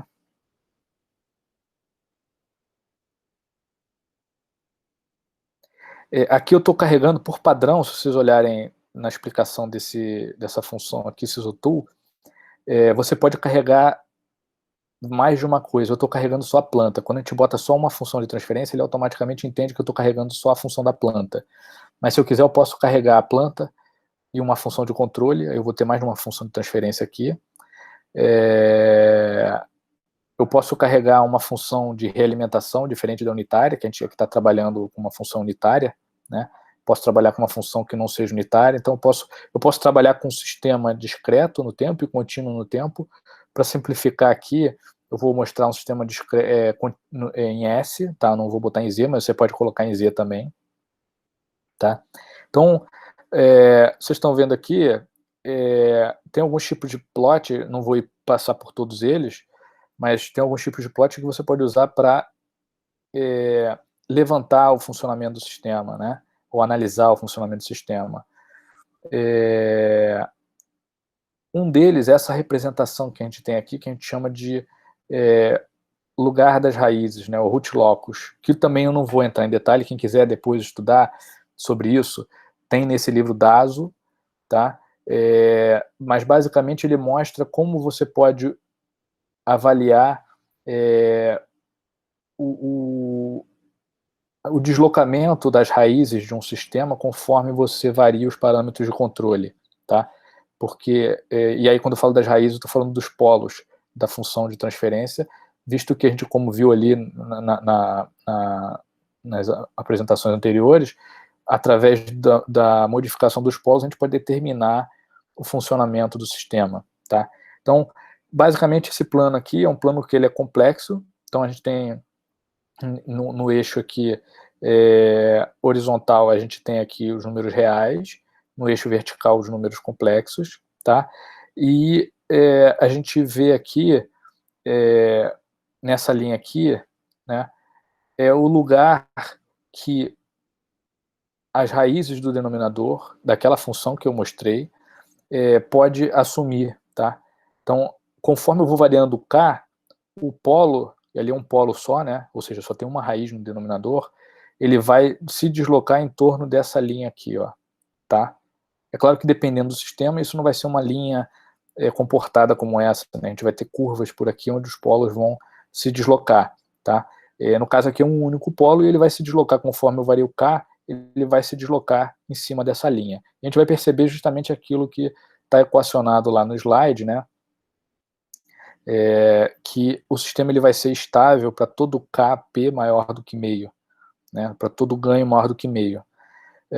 Então, eu vou gerar aqui uma análise aqui, que é a resposta a uma entrada degrau. Tá? A entrada degrau é aquela que eu comentei quando eu falei lá dos sinais, né? Tem entrada impulso, a entrada degrau é aquela que ela vem zero, vem com valor zero até um instante de tempo zero, quando chega no instante de tempo zero, ela sobe para 1, e depois, o degrau unitário, né? E depois fica ali constantemente em 1, tá? Isso é o sinal degrau, tá? Então a gente pode observar aqui, olha, isso aqui é o plano complexo, né? Quando eu tenho um ganho, por exemplo, um ganho de... Aqui, ó, isso aqui, quando eu posicionei, isso aqui é a posição do polo, tá? Quando eu boto um Kp igual a 0.1, por exemplo, que aqui, ó, loop gain changed to 0.1, tá?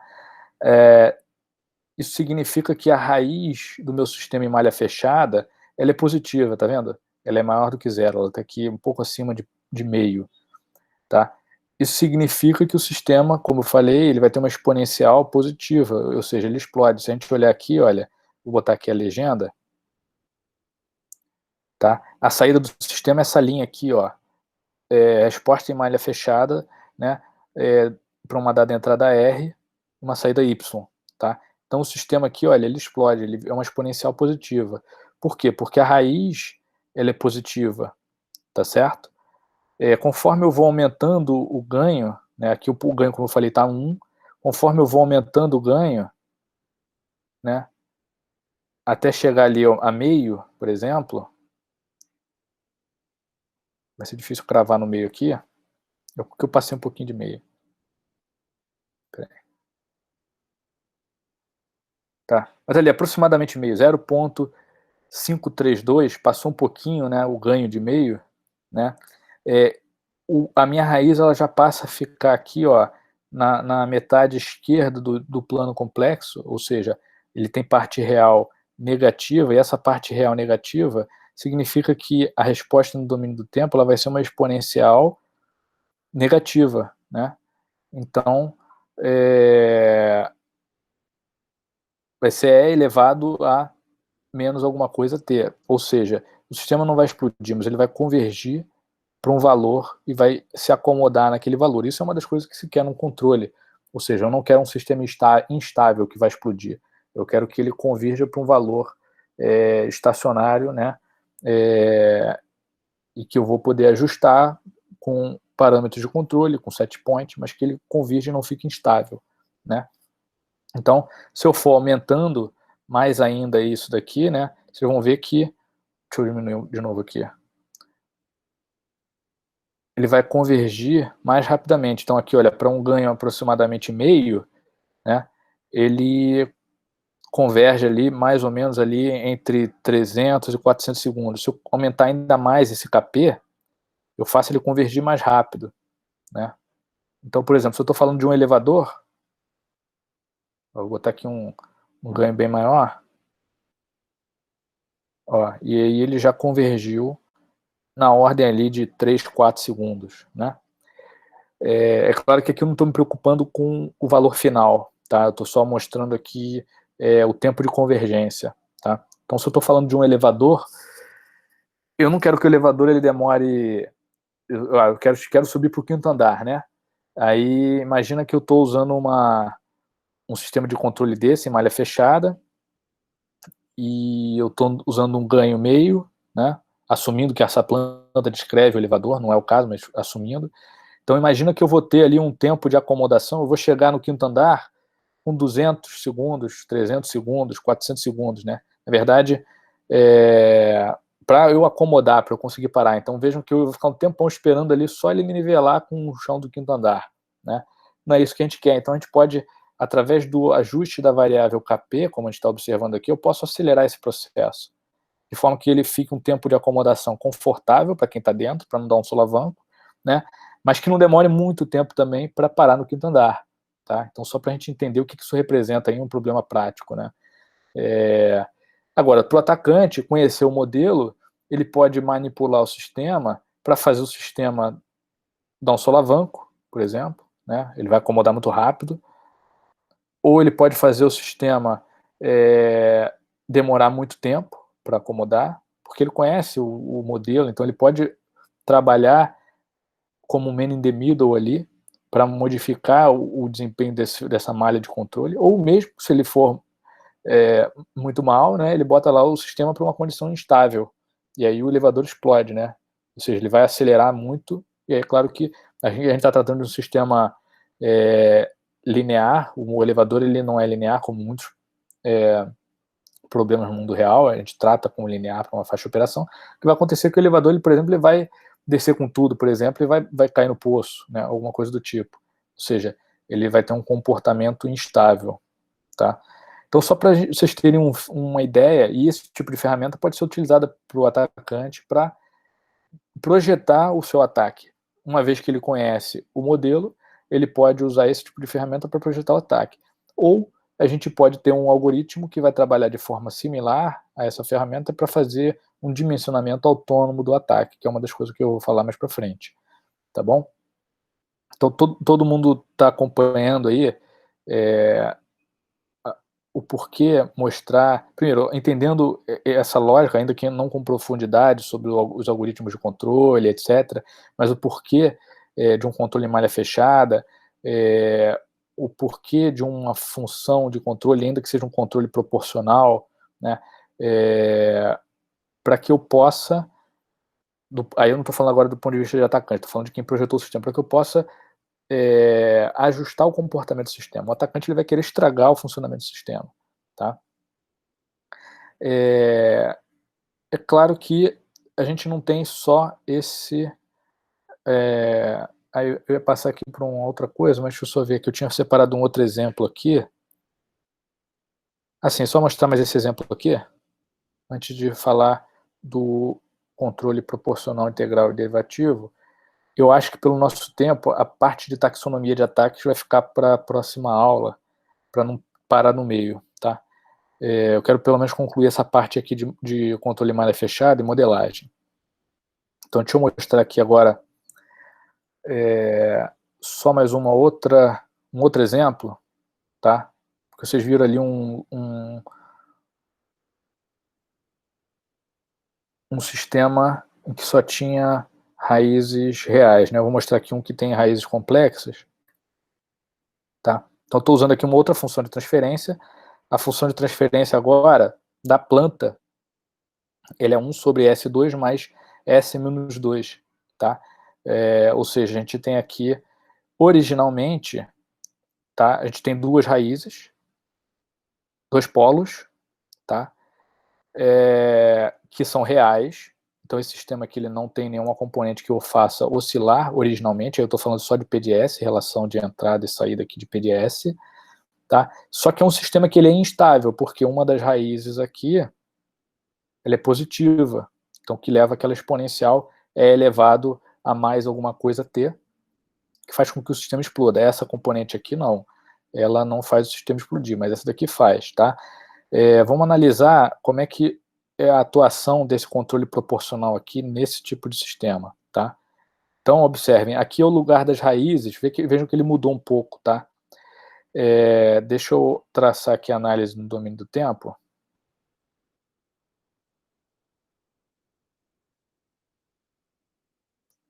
Para uma excitação integral. Vejam que, olha, se eu botar um Kp igual a 1, tá, naquele sistema, ele ainda assim ele tem uma das raízes aqui, olha, no plano direito aqui, ó, no semiplano direito, ou seja, a parte real ela é positiva e aí faz com que o sistema fique instável, tá? Por isso que a gente vê essa resposta aqui, ó, de uma exponencial tendendo a infinito, tá? Agora, conforme eu for aumentando o ganho, observem, eu consigo aumentar o ganho e trazer essa raiz, ou seja, quando eu falo aumentar o ganho é aumentar o valor de Kp. Eu consigo trazer essa raiz que antes estava no lado esquerdo, no lado direito, para o lado esquerdo desse plano complexo, tá? Então, a partir de, vamos ver aqui, vou tentar botar mais ou menos aqui, a partir de mais ou menos ali, K igual a 2, Kp igual a 2, né?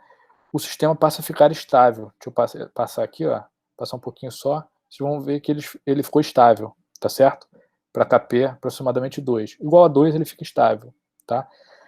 Esse aqui ele tem um comportamento diferente, que a gente vê que se a gente continuar aumentando o ganho, ele vai passar a ter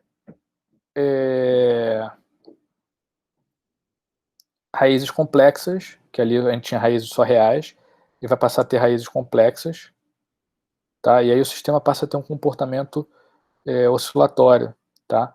Então, por exemplo, aqui para uma raiz 3,6, né, ele para um Kp igual a 3,6, se a gente resolver aquilo ali, a gente vai encontrar raízes complexas.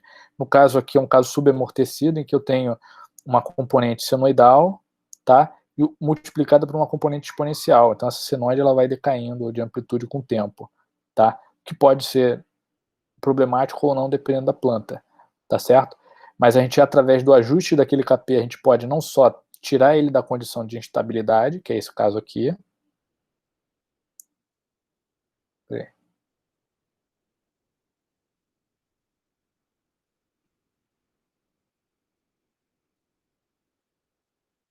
tá? Eu posso tirar ele de uma condição de estabilidade, trazer para uma condição de estabilidade, e dependendo, eu posso inclusive ter um comportamento oscilatório aqui, tá? Como a gente viu, tá? Então isso aí é só mais um exemplo, tá? Da atuação de um algoritmo de controle simples, que é o controle proporcional em um sistema de controle malha fechada com realimentação unitária, tá? Na prática, a gente tem muitas vezes o controle proporcional, muitas vezes resolve o problema, mas nem sempre. Quer dizer, em alguns casos resolve o problema. A gente tem outros tipos de controladores, como o que a gente tem aqui, um controle proporcional, integral e derivativo, tá? Que é o controle PID. Tá? Aí aqui no caso a gente tem não só a componente proporcional, mas a gente tem também a componente integral. Lembram que eu falei lá da integral no domínio de S é eu dividir por S, e o derivativo, a derivada no domínio de S é eu multiplicar por S. Então aqui eu posso ter o meu sinal de erro multiplicado por uma constante V, um sinal de erro integrado e multiplicado por uma constante, o sinal de erro derivado e multiplicado por uma constante, e o sinal de erro simplesmente multiplicado por uma constante. Eu somando isso tudo, eu tenho um controle proporcional integral derivativo. Ele tem uma capacidade maior do que, uma capacidade de ajuste maior do que o controle puramente, unicamente proporcional, porque eu posso modificar aquele lugar das raízes e fazer com que ele passe em pontos que ele originalmente não passaria, e aí eu posso levar o meu sistema a um comportamento mais adequado para o que eu quero, tá? Então, eu também não vou entrar fundo no dimensionamento disso, mas para que vocês saibam, eu comecei a mostrar a ação de um controle com um controle simples, controle proporcional, mas os algoritmos de controle, eles podem ser mais complexos um pouco do que aquele controle proporcional. A gente tem aqui um controle PID, proporcional integral derivativo, e o que muda é que eu estou, então, modificando, o que eu quero é modificar o comportamento do meu sistema, só que agora eu não uso só a componente proporcional, uso também a integral e derivativa, tá? Bom, isso é para dar uma ideia bem básica sobre a parte de modelagem. A modelagem, como eu falei, só recapitulando, no domínio do tempo contínuo, passando para o domínio da frequência, mostrei que isso pode ser discretizado, eu posso ter essa representação em funções de transferência no tempo discreto, em função de transferência na frequência complexa discreta, que é Z. Aqui a gente está falando de S só para uma questão de facilidade do entendimento, mas essas análises elas existem também no domínio de Z, tá? O dono do sistema ele faz essas ações de controle porque ele quer que o sistema tenha um comportamento específico que é o desejado para ele, mas o atacante ele pode usar essas informações sobre qual é a estratégia de controle que está sendo usada, quais são as coeficientes de controle que estão sendo utilizados, e também qual é o modelo da planta para, por exemplo, como vocês falaram aí, selecionar um alvo, isso é uma aplicação, ou para manipular o funcionamento do sistema, tá? Para que leve aquela planta física a um comportamento nocivo que o atacante queira causar ali, tá certo? Então, isso vai ser a base, com alguns vocabulários, alguns conceitos aqui, para a gente depois discutir as formas de ataque. Do que eu falei até agora, alguém quer perguntar alguma coisa?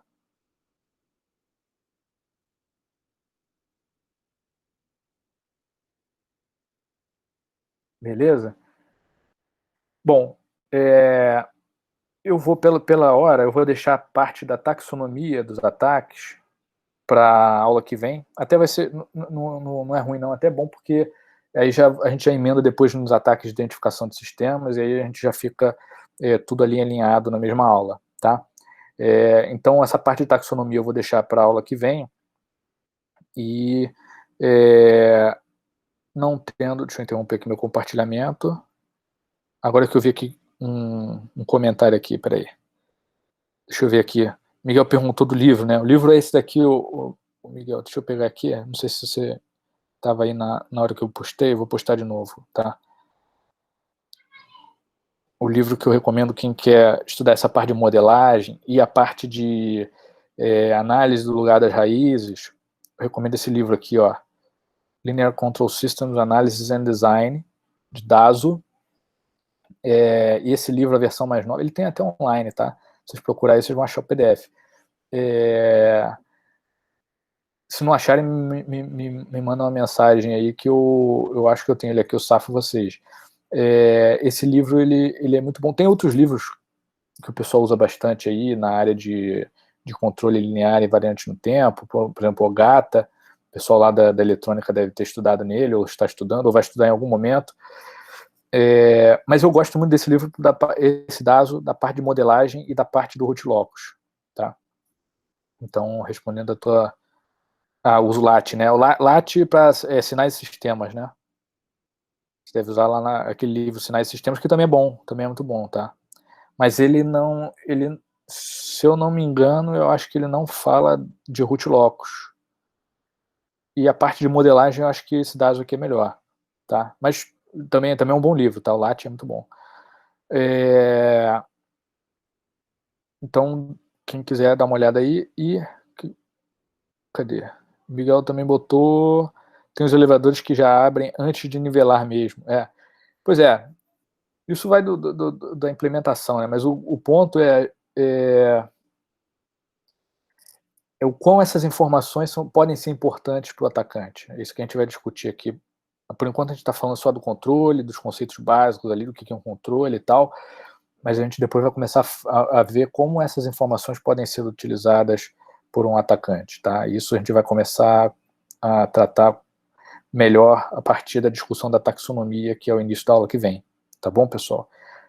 Então, ninguém tem mais nada aí a perguntar. Eu vou encerrar aqui. Agradeço aí a presença aí virtual de todos, tá? E a atenção. Não deixem, se tiver dúvida aí, me pergunta, tá? Posta lá no Classroom. E a gente... Quinta edição mais novo, deixa eu ver aqui. Eu acho que é. Peraí.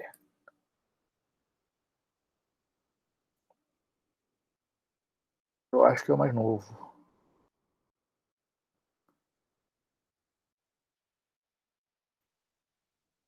Vou ver aqui qual é a versão que eu tenho aqui.